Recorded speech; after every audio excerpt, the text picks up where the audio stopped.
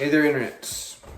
So, inside today because it's trying to rain, which is what it does in Washington, and I wasn't going to do any serious Pro 2A stuff other than the first Saturday rant and then another school shooting. And, of course, one person I know is all bent out of shape and, oh, it's AR-15s. No one needs AR-15s. Let's back up here a little bit. Do we get sick of hearing about it? Yes. Do we get sick of it happening? Yes. Do people that are pro 2A want kids killed? No. Is banning an AR-15 or any other gun going to accomplish diddly squat when it comes to this thing? No. All you're going to do is make people mad, create more division, more anger.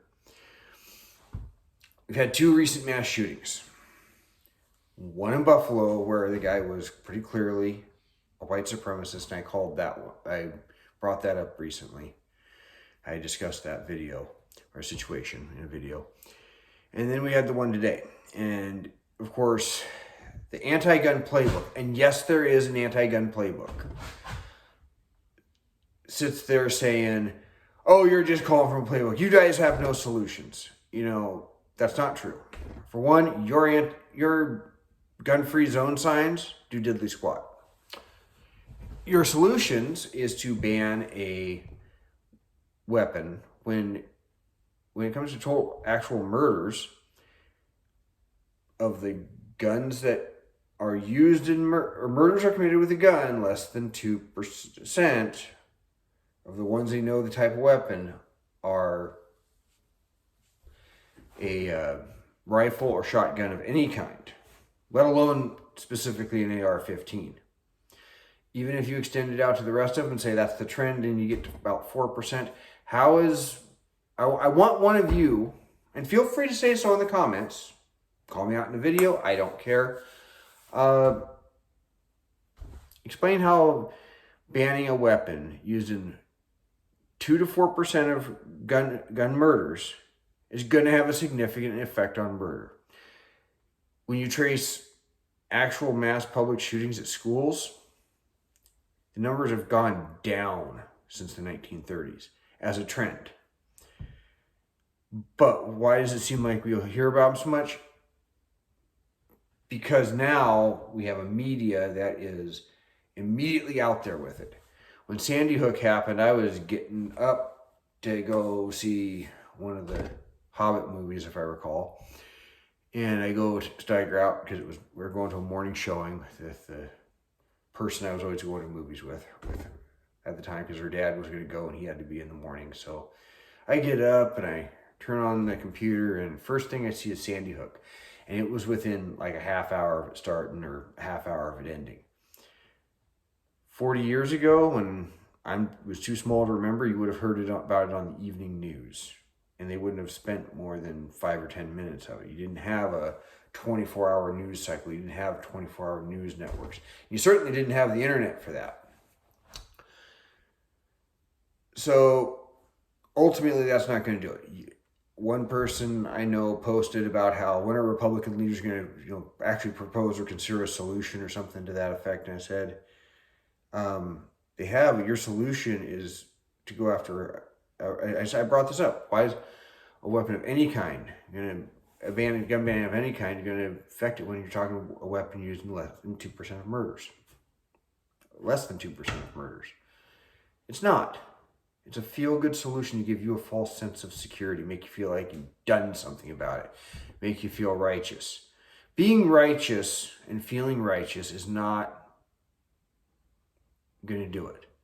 Sometimes the truth, and I ultimately want to go wherever it leads. That's why when I talked about the baby food formula shortage, some of it doesn't make Trump look good.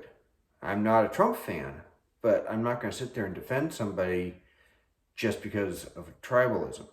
Same thing here. It doesn't feel good to say you're going to accomplish nothing with a gun ban.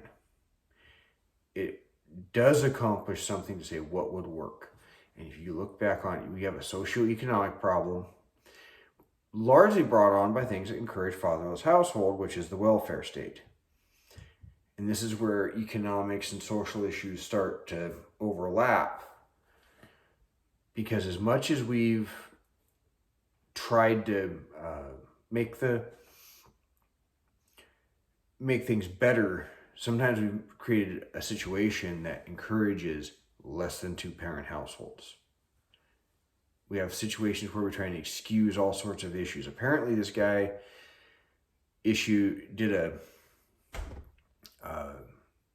said some things on social media alluding to what he was planning to do. Why wasn't something said then? Did he get blown off? I don't know. I only know the news article I read that brought it up. And I was searching through a bunch of them because someone said it was two AR-15s. Well, it wasn't. As near as they can tell, it was a handgun and an AR-15. And it was already illegal for him to get a handgun, at least for a licensed dealer. Got to be 21. He was 18. So gun control is not going to be the solution. Dealing with a socioeconomic problem, that's going to be a solution. Having armed guards on site of our schools is a solution. It's scary, it's terrible. But let's concentrate on something that might actually be effective, not on a gun ban. A gun ban will accomplish absolutely zero. One thing that we also can't help but think, every time something like this happens, we end up talking about it for a week. Somebody get a whole lot of attention. And some have said some of these people who have, it's like the kid that shot up that Florida school, he wanted to be the best school shooter. Best in quotation marks. He wanted to be the one that was remembered the most. He was out for infamy. And we may find that out as well. Because if you're out for infamy and you've already seen what happens with one of them, it's only going to encourage the next one. So that's something else we need to think long and hard about, is how we're portraying this and what we're doing on it. Because when you talk about it for a week, that's what's going to happen. But President Biden wanting a gun ban, no, that is not effective. All the Democrats going out and calling for gun bans and AR-15 bans, not going to accomplish a damn thing. It's sad, it's tragic.